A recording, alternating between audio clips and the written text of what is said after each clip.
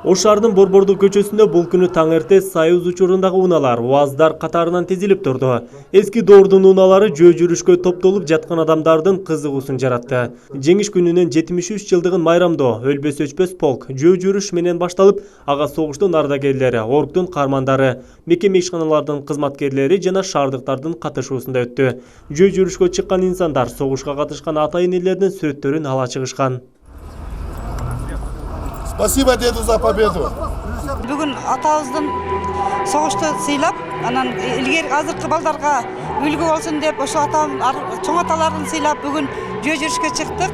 Булар неберелери, ошо неберелерге келечекте ушулар унутулбасын деп, ушуларды үлгү келечекте жаш муундарга ошолорго эч качан унутулбасын, согушка катышкандар ошо муундарга унутпасын деп үлгү кылып балдарым ошо чоң ата, чоң энелерин сыйлап бүгүн жөө жүрүшкө чыктык. Катышуучулар кандуу жылдары өз өмүрүн, жаштыгын арнап тынчтык жашоону тартуулаган аталар, энелер түбөлүк тирүү жана жүрөктүн түпкүрүндө жашай тургандыгын айтып, аларга таазим кылуу азыркы заманда жашап жаткан ар бир атуулдун милдети экендигин белгилешти. Биз атабыз менен сыймыктанабыз. Азыркы учурда 3 уул 7 кызы бар. Атам согуштун эле ветераны эмес, эмгектин ветераны. Азыр бир нече небере, чеберелер бар. Биз бардыгыбыз атам менен сыймыктанабыз. Өлбөс өчпөс полк жүрүшү Ленин көчөсүндө жайгашкан Келечек балдар чыгармачылык борборунун тарта, борбордук аянт аркылуу өчпөс отко чейин уланып, ага 5000ге чукул адам катышты.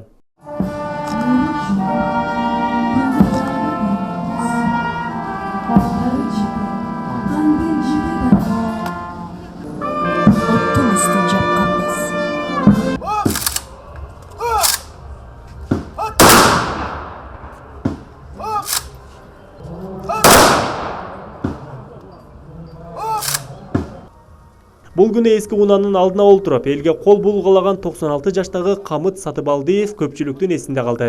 Ал 70 жылдан бери 9 май жеңиш күнүн күтүп тосуп, ар дайым майрамды борбордук аянтта шаң менен өткөрүүдө. Ал 18 жашында Түндүк Казакстанда кызмат өтөп, Таңазалуу Сталинградта согушкан. Ден соолук чың болсо, бул даталуу күндүн мындан ары да аянтта өткөрүүнү самайт. Алла Таала ден соолук берсе, дагы келемек. Азыр 96-да чыктым. 9 май бұл келісімдіктің күні. Бүт дүйнөнү дүңгіреткен фашисті жоқ қылған күн.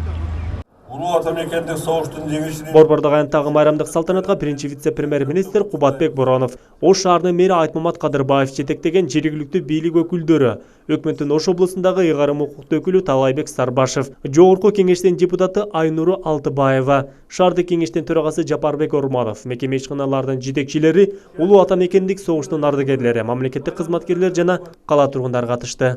Жеңиш майрамы белгиленип жаткан учурда сиздердин согуш талаасындагы эрдигиңиздерге, баатырлыгыңыздарга башыбызды ийип таазим этебиз.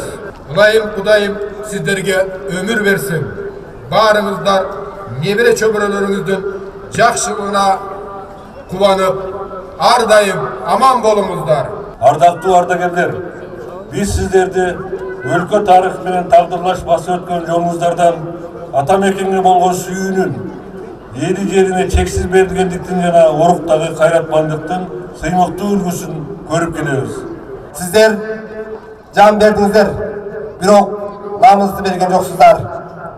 Урматтуу ардагерлер, сиздер запкы тарттыңыздар, бирок мекениңизди душманга тейлеткен жоксуздар. Майрамдык иш-чаранын жүрүшүндө согуш ардагерлерине сый урмат көрсөтүлүп, шаардык маданият башкармалыгынын жетекчилигинде театрлаштырылган концерттик программа элге тартууланды. Ошондой эле чек ара аскер бөлүктөрүнүн жоокерлери күжүрмөтүгүн көрсөттү.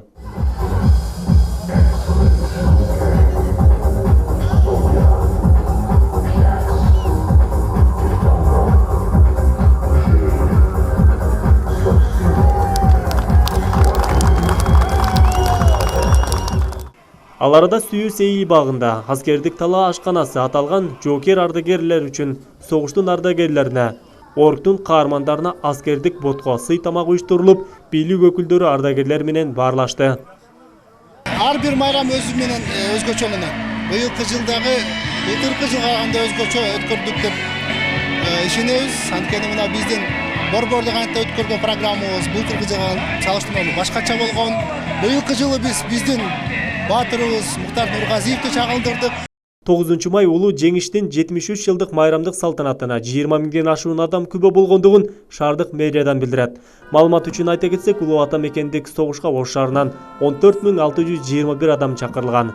Анын ичинен 3118 жоокер курман болуп, 401 жоокер дайынсыз жоголгон. Бүгүнкү күндө Ош шаарында согуштан аман кайткан улуу ата мекендик согуштун 15 гана катышуучусу, 23 ооруктун каармандары эл журту менен бирге жеңиштин 73 жылдыгын майрамдап жатышат. Адыл Акжол уулу, Айбек Үсөн, жаңылыктар.